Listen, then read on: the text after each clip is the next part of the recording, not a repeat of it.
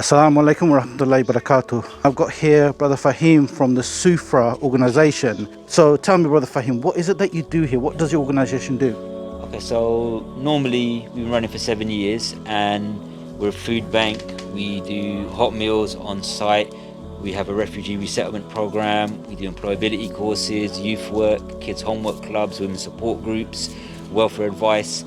Now we've had to change things because of the crisis. So obviously the kids classes and those kind of employability courses are on hold. Welfare advice is being done remotely.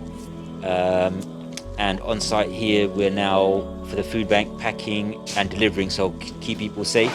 Rather than have them come in here, we're packing and delivering food parcels, over 300 a week. We're also doing hot meals, so we're cooking on site here and we're cooking at other venues. And currently we're doing about 400 hot meals a day, which we'll be looking to scale up to potentially maybe 1,000 a day. Currently we're feeding all the homeless in Brent and lots of vulnerable households, and the list is growing day by day, so we're going to try and aim to hopefully feed everyone on that list who doesn't have cooking facilities or isn't physically or mentally capable of cooking by themselves, so they can receive a hot meal, and those that can will receive a food parcel. So it's not for those who, it's not just for, it's obviously for those who are in financial crisis and cannot afford to purchase food. Sure. And the question in my mind is, how does one get in touch with you? So say I'm somebody that needs a hot meal. How would usually a referral come to you? So referrals come through a number of different avenues. All frontline organisations in Brent are registered as referral agencies, whether it be schools, GPs, social services, other charities, and the council themselves.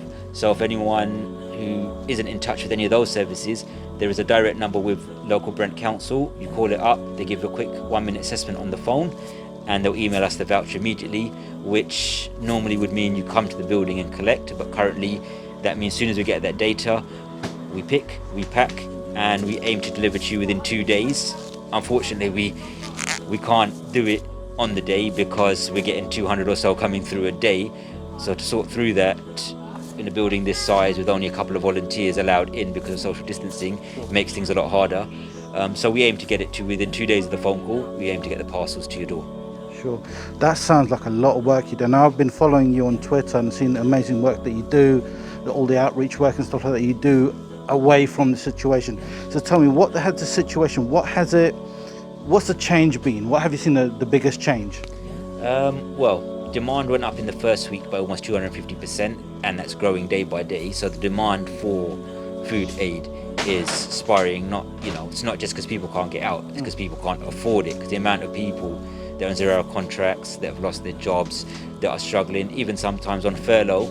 You might be on furlough getting 8%. That 20% reduction in income is your food budget for the month gone if you're, not a high earner, which majority of Brent are not high earners.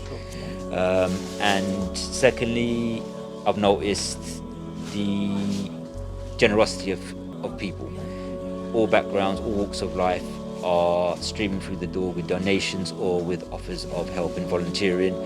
So that's the positive side of things as well. And again, I know with the social distance, it's quite hard for people to really get involved in one building, but in terms of volunteers for the near future, how does one become involved? What do they need to do? So if you go to our website, sufra-nwlondon.org.uk, you can see what's going on. There's also a Google form there that you can sign up to be a volunteer, and we'll contact you. We do need volunteers to come in because obviously the ones that we've got coming in, they can get tired, they can get overworked. And we also need a lot of drivers, because then if we're doing this many food parcels and hot food, it requires lots and lots of drivers to come here and drop the stuff off, because our one van can't do all of that.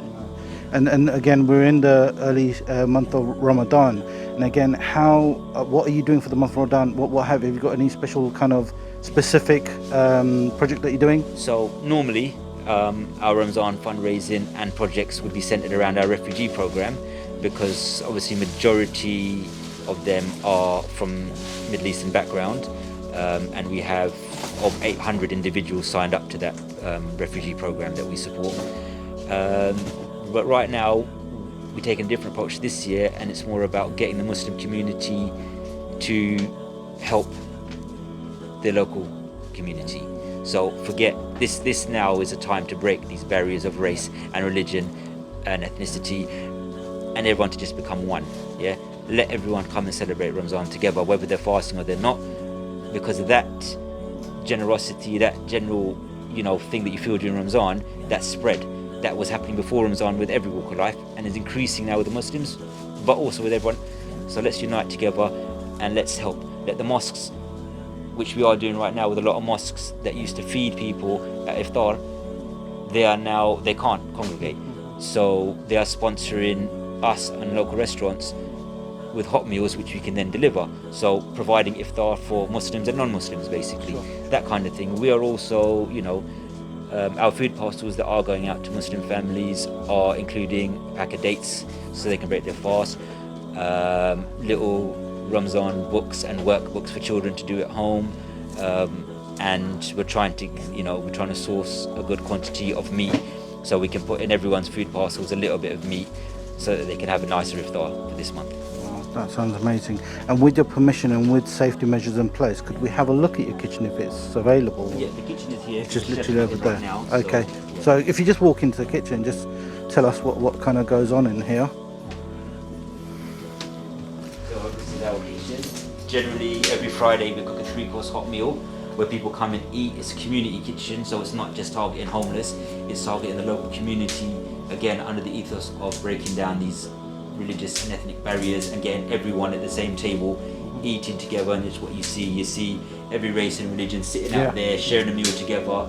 We target socially isolated people who have no company, and this is the only place they come every week to meet someone and have a conversation. Those are key, not just the homeless, but those are also key demographics that we're trying to reach out to. Normally every Friday we'd have a 3-course hot meal cooked in here, served out here restaurant style. You have a menu on the table with flowers and candles and tablecloth, and someone coming to your table and serving rather than you going in a line and getting food. So that someone comes and serves you food with dignity, as close to a nice restaurant experience as we can give people.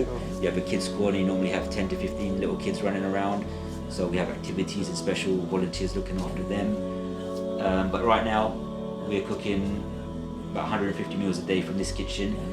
But again, with so much work going on out here and in here, it gets a little bit difficult and unsafe for social distancing. So we're trying to source another, with multiple kitchens around the borough where we can cook and distribute to those local areas. Wow, that's well thought of.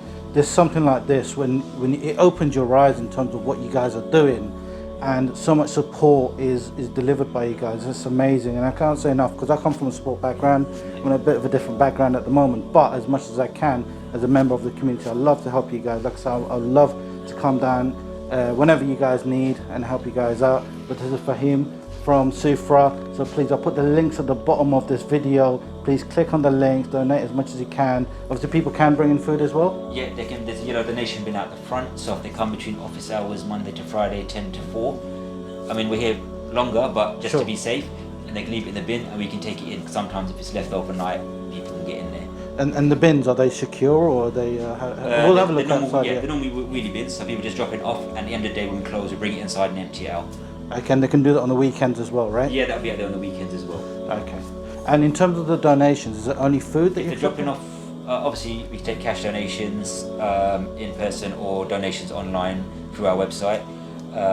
Otherwise, if you're dropping off food, non-perishable, long-life food items to be dropped in the bin, not fresh food or hot food or cooked food. Sure, I think one of the questions is that could they drop off? So we had a pack delivered to us which had toilet rolls, shower gels and stuff like that. Toiletries as well, because we also put toiletries in our Oh, you pack. can do that? Yeah, okay. we put the whole range of toiletries because these people who we're serving can't afford anything. What about clothes? Yeah, we're not taking clothes at the moment because we just don't have we used to, but because we just don't have the space and the time to decontaminate, to sort them, to pack them, that's on hold for now.